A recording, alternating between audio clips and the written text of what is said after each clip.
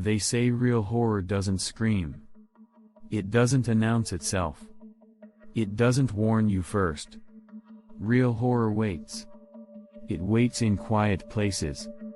In ordinary jobs. In people you pass every single day.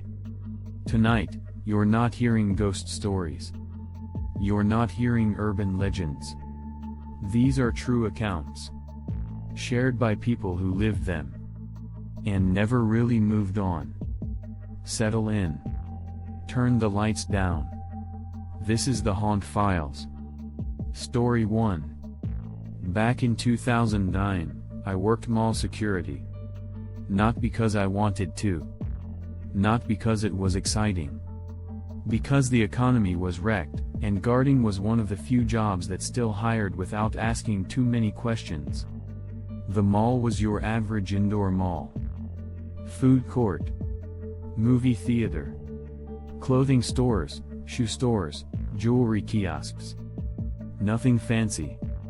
Most nights were painfully quiet. You'd walk the same halls. Check the same locked doors. Watch the same camera feeds until your eyes felt dry.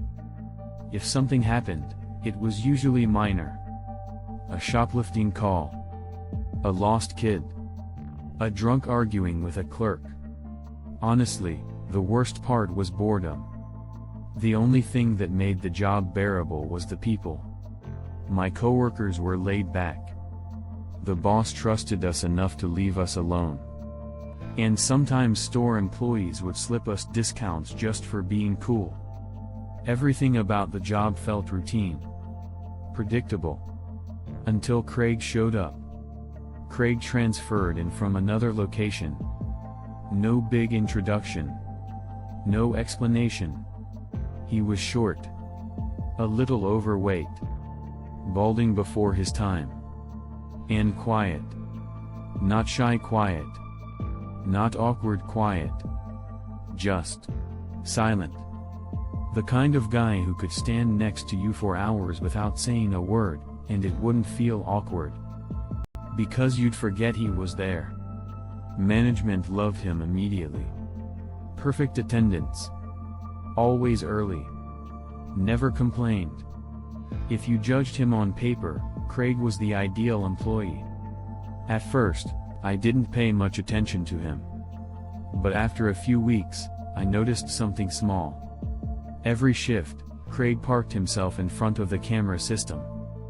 Now, that wasn't unusual. Watching cameras was part of the job. What was strange was what he watched. Every single shift, Craig focused on the same camera. A baby clothing store. Not jewelry. Not electronics. Not the food court, where incidents actually happened. A baby store. At first, I figured there had been theft issues. Maybe a pattern I didn't know about. But night after night, it stayed the same. Same store. Same angle. He didn't flip through cameras. Didn't scan the halls. He just stared. When I finally asked him about it, he smiled and brushed me off. False alarms, he said. That was all. No follow-up. No detail. I accepted it, but something about his tone stuck with me. Weeks went by. Nothing happened. Then came the night that still keeps me awake sometimes. It was late. Past midnight. The mall was silent except for the hum of lights and ventilation. I was watching the monitors when something felt off. One screen looked wrong. The baby store. The metal security shutters were halfway open. That shouldn't happen. Ever. Those shutters came down automatically after closing, and only management could open them fully. I grabbed my radio and called Craig. No response. I tried again. Silence. My stomach tightened. I grabbed my flashlight and headed toward the store. The hallway felt longer than usual. Too quiet. When I reached the store, the lights were on. The door was unlocked. Inside, Craig was standing alone. No customers. No spilled merchandise. No sign of forced entry. Just Craig. Standing still. Looking at the racks. When he noticed me, he jumped slightly, like he'd been caught doing something personal. His explanation didn't make sense. He rambled. Changed details. I documented the incident, but nothing came of it. A few days later, a video started circulating online. One of those "you won't believe this" clips. A grown man. Wearing a diaper. Acting like a baby. The face was blurred. But I recognized the body language immediately. It was Craig. Suddenly, everything clicked. The staring. The cameras. The store. I confronted him on our next shift. He didn't deny it. He looked tired. Almost relieved. He told me he wasn't dangerous. I believed him. But I still told him to leave town. The next day, Craig quit. No goodbye. No explanation. Sometimes I still think about him. Because the scariest part isn't what he did. It's how easily he blended in. Some people don't snap. They unravel slowly. Right in front of you. Story 2. I worked in medical laboratories for almost 20 years. If you've never stepped inside one, let me explain something first. Labs are quiet. Controlled. Everything has rules. Every sample has a label. Every container has a purpose. And every rule exists because breaking even one can hurt someone. Patients trust the system without ever seeing us. They hand over blood, urine, saliva, and never think twice about what happens after. Dave was one of the nurses we trusted. Not new. Not sloppy. Experienced. Calm. Professional.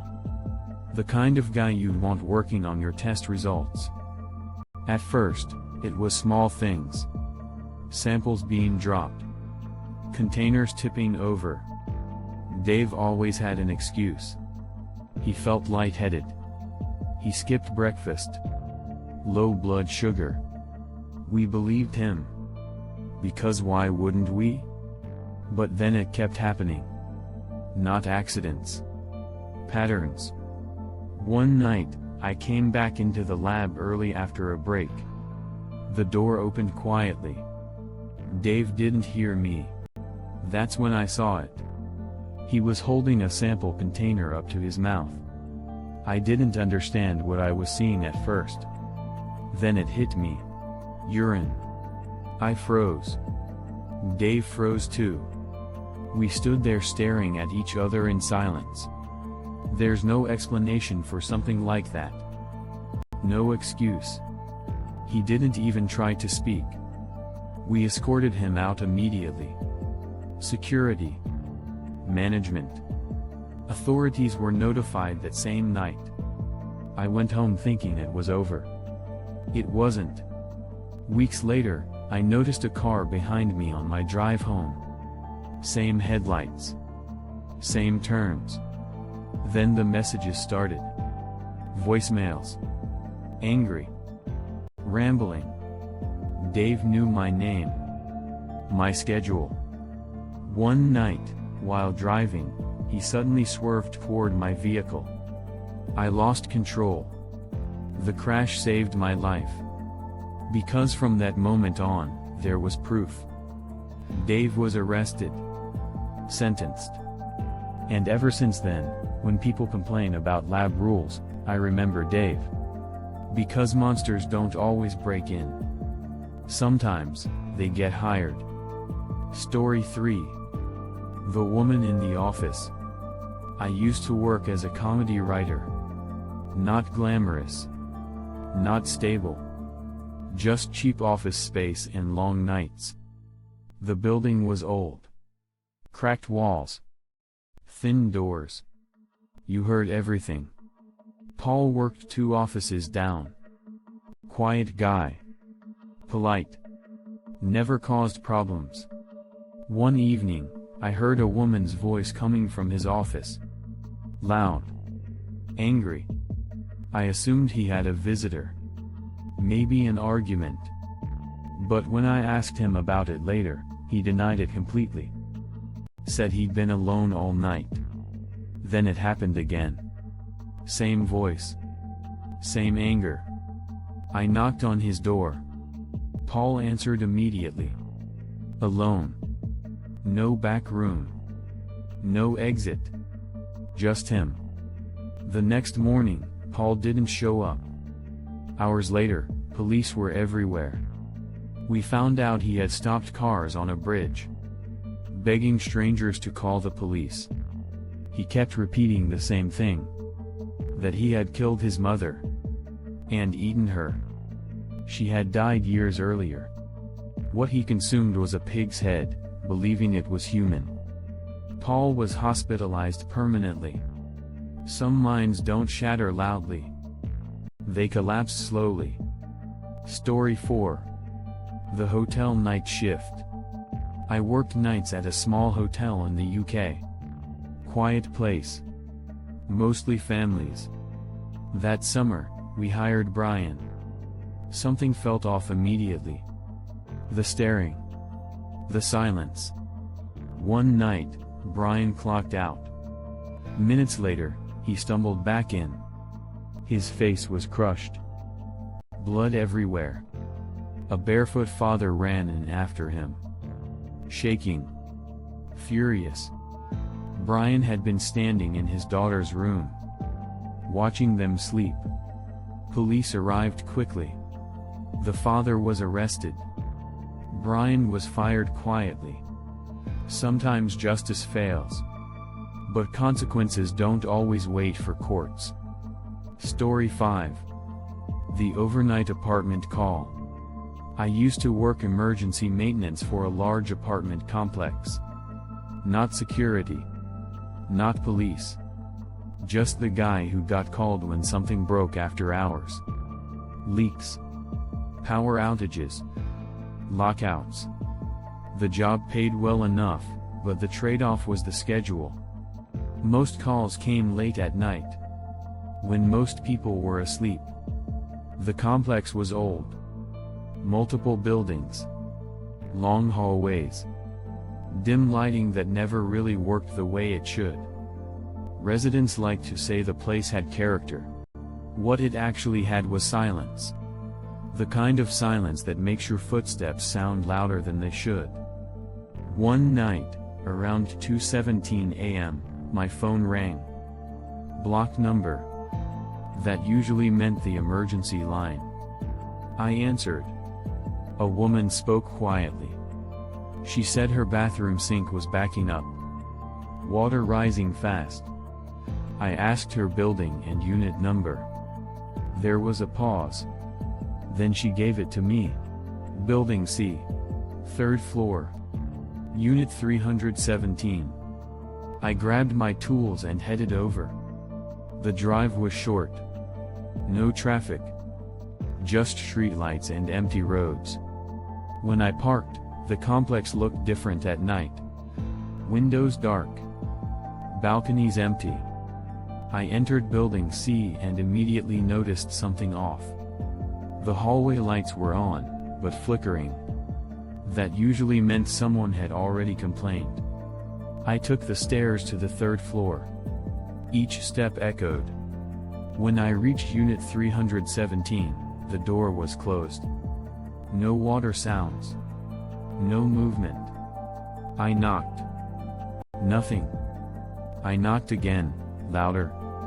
Still nothing. I checked my phone. No missed calls. I called the number back. It rang. From inside the apartment. I froze. The ringing stopped. Then the door slowly opened. A woman stood there. Mid-30s. Messy hair. Eyes red, like she hadn't slept. She didn't say hello. She just turned and walked back inside. I followed. The apartment was dark except for the bathroom light. Water was spilling onto the floor. I turned off the valve and started assessing the issue. That's when I noticed something strange. No personal items. No photos. No decorations. No furniture in the living room except a couch. The place felt temporary. Too empty. I asked her how long she'd lived there. She said, "Not long." Her voice was flat. I finished the repair and explained the issue. She didn't respond. She just stared at me. I packed up my tools and left. As I walked down the hallway, I noticed something that made my stomach drop. Unit 317's door behind me was still open. And the apartment was completely dark. No bathroom light. Nothing. I shook it off and went home. The next night, my phone rang again. Same time. Same block number. Bathroom issue. Same building. Same unit. I told dispatch I had just been there. They said no one had logged any repairs for the unit in months. I drove back anyway. This time, Building C was darker. Some hallway lights were out completely. I reached the third floor. Unit 317's door was already open. Inside, the apartment was empty. No couch. No belongings. Just bare floors and stained walls. No water running. I backed out immediately. The next morning, I checked the records. Unit 317 was marked vacant. Vacant for over a year. I asked around. One of the older maintenance guys finally told me the truth. A woman had lived there alone. Called emergency maintenance repeatedly. Always late at night. They found her dead in the bathroom. Plumbing issue. Burst pipe. She drowned before anyone arrived. After that, the calls stopped. Until I started working nights. I quit not long after. But every now and then, at exactly 2:17 a.m. my phone still rings. Block number. I never answer anymore. Story 6. I used to manage a small apartment building. Not one of those high-rise complexes with gyms and security desks. This was an old 4-story building tucked between newer developments. 40 units total. No elevators. No cameras. The kind of place people lived in because it was cheap, quiet, and nobody asked questions. Most of the tenants kept to themselves. Young couples. Older retirees. 1 or 2 people who worked night shifts and slept all day. I lived on site, in a small manager's unit on the ground floor. Part of the job was handling complaints. Noise. Leaks. Lockouts. Nothing exciting. For the most part, the building ran itself. Until people started leaving. At first, it was normal stuff. Someone got married. Someone moved closer to work. Then it started happening faster. Unit after unit went vacant. Not all at once. But steadily. By the end of the year, half the building was empty. And every person who moved out said the same thing. I can't sleep here anymore. They never explained further. I asked questions, but nobody elaborated. They just wanted out. The building itself hadn't changed. No fires. No break-ins. No police calls. Still, the hallways felt quieter than they should. Footsteps echoed longer. Doors sounded louder when they shut. At night, especially, the place felt hollow. Then came Mr. Alder in 3B. He was an older man. Late 60s. Always polite. Paid rent early every month. One evening, he knocked on my door around 10. He looked tired. Eyes sunken. Hands shaking just slightly. He said he needed to report noise. I asked which unit. He said, the one above me. I checked my clipboard. The unit above him had been empty for 6 months. I told him that. He stared at me for a long time before speaking. Then someone's been walking around up there every night. I went upstairs with him. The hallway lights on the 4th floor flickered. Outside the empty unit, the door was locked. Dust along the frame was undisturbed. No footprints. No sign of entry. Still, while we stood there, something moved inside. Not footsteps. More like dragging. Slow. Deliberate. Mr. Alder's breathing got heavy. I unlocked the door. The apartment was empty. No furniture. No curtains. But the air inside felt warm. Stale. Like someone had just been there. That's when Mr. Alder quit the building. He left the next day. After that, things escalated quickly. More calls. From different floors. Different tenants. All complaining about sounds from empty units. Walking. Dragging. Something heavy being moved at night. I inspected every room personally. Nothing. Then one night, I heard it myself. It was just after midnight. Slow footsteps above my unit. Measured. Heavy. I went upstairs. 3rd floor. Then 4th. The building was completely silent when I reached the top. All the vacant doors lined the hallway. One door at the far end was slightly open. It wasn't supposed to be. Unit 4D. Vacant for almost a year. I pushed the door open wider. Inside, the apartment wasn't empty anymore. There was furniture. Old. Outdated.